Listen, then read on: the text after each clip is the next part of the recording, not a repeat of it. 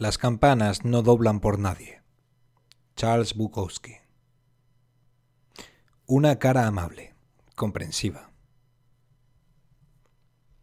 Los padres murieron más jóvenes de lo que se suele morir.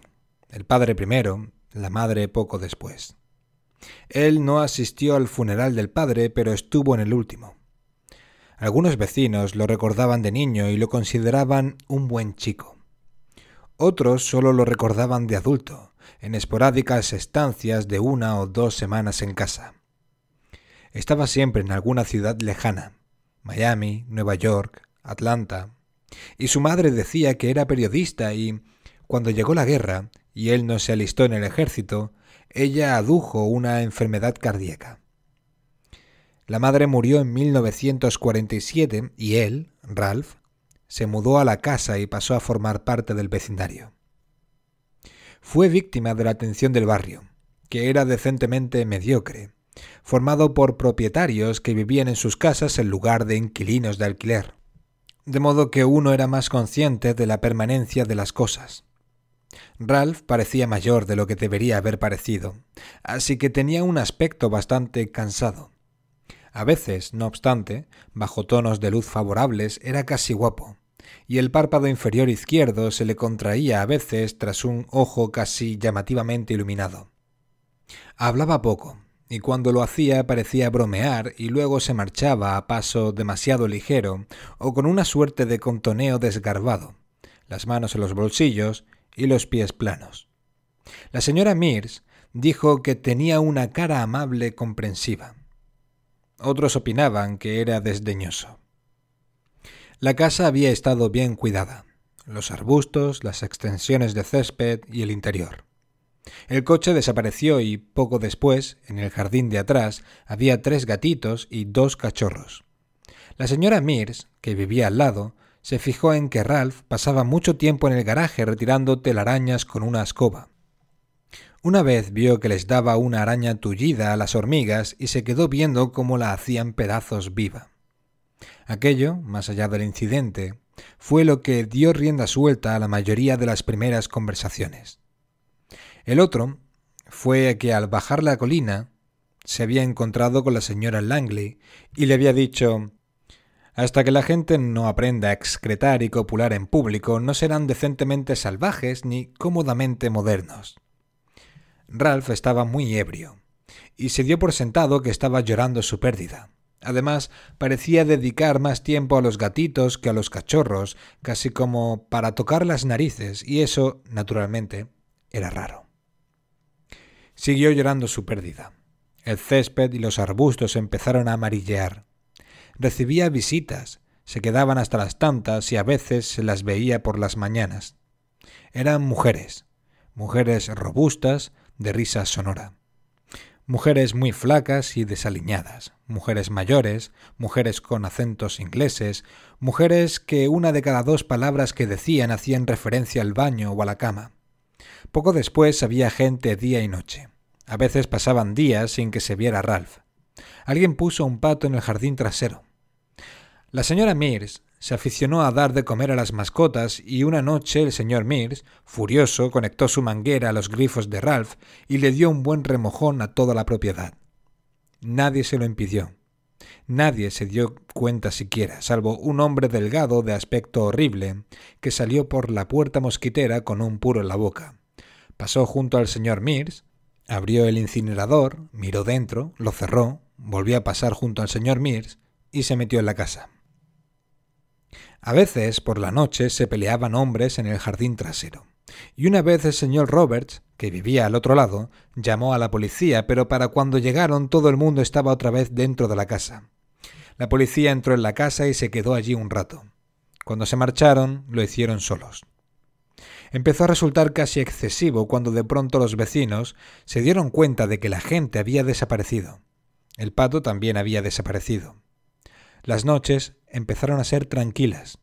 De día solo había una mujer, enjuta de cara, con acento inglés y bastante snob, aunque vestía con decencia y era más joven que las de antes.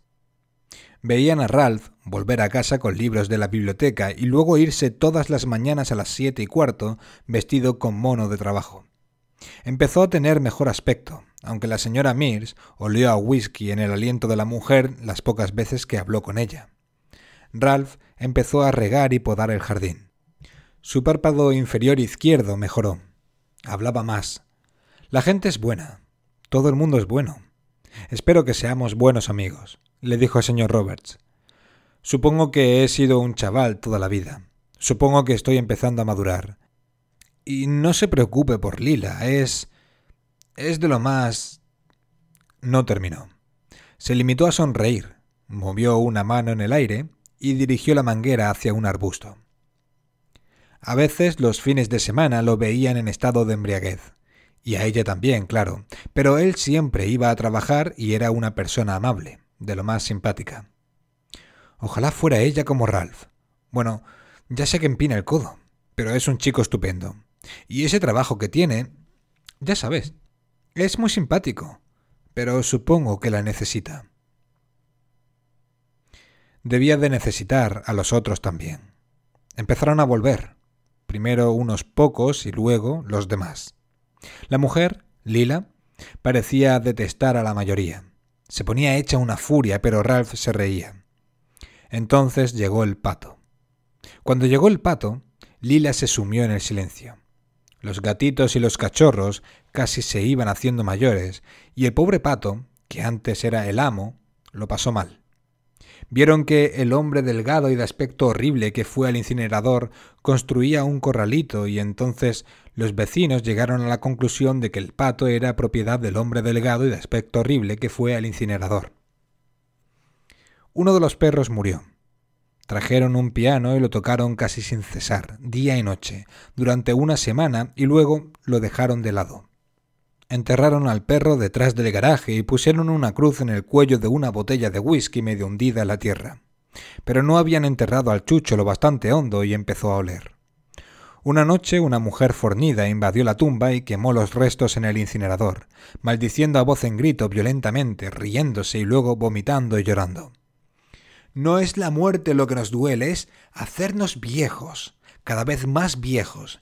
Las manos arrugadas, la cara arrugada. Joder, hasta el trasero lo tengo arrugado. Joder, la vejez. La odio, la odio. Evidentemente vendieron el frigorífico. Todos intentaron ayudar a los hombres de la furgoneta para meterlo en el vehículo. Se rieron a gusto. El piano también desapareció. Corrió la voz de que Lila había intentado suicidarse y no lo había logrado.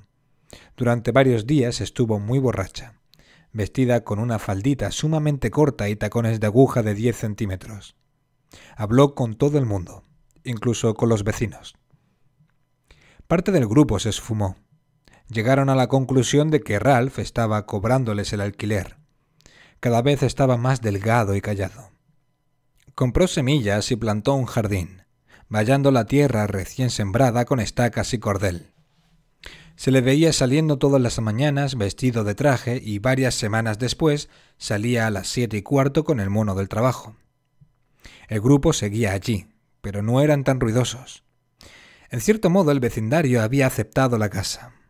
El jardín creció bien, y no era insólito ver a Ralph, por las tardes, charlando con el señor Mears, mientras ambos trabajaban en sus parcelitas.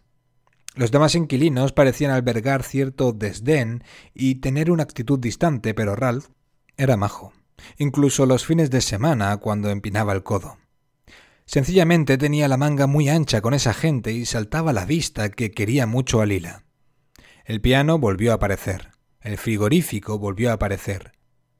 Lila empezó a lavarle la ropa a Ralph, aunque la señora Mears seguía oliendo a whisky cuando hablaba con ella.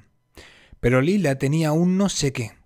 Era una auténtica chica de clase alta, ideal para Ralph. Pese a todo, como decía la señora Roberts, no era como todos esos. Los dos tenían educación y eran de buena familia. Eso saltaba a la vista. Ralph había sido periodista. Así pues, el suicidio de Ralph fue toda una sorpresa. Todos lo son, claro, aunque dicen que vienen de lejos. No es nada nuevo. La nota parecía escrita en un momento de delirio agónico, y en la parte de atrás de la nota había notas inconexas tomadas de sus lecturas, tan raras como había sido todo lo demás. Vi unas mantícoras, unas criaturas sumamente extrañas que tienen cuerpo de león, pelo rojo, cara y orejas de hombre, 3 hileras de dientes que se entraban, como cuando juntas las manos entrelazando los dedos. Tienen un aguijón en la cola como el del escorpión y una voz de lo más melodiosa. Rabelais. El amor absoluto a cualquier cosa implicaba el amor al bien universal, y el amor al bien universal implica el amor a todas las criaturas. Santayana. Warcollier se estableció antes de la Primera Guerra Mundial gracias a un invento para la fabricación de joyería artificial a partir de escamas de pescado. Se inauguraron fábricas en Francia y Estados Unidos. El jardín se fue al carajo.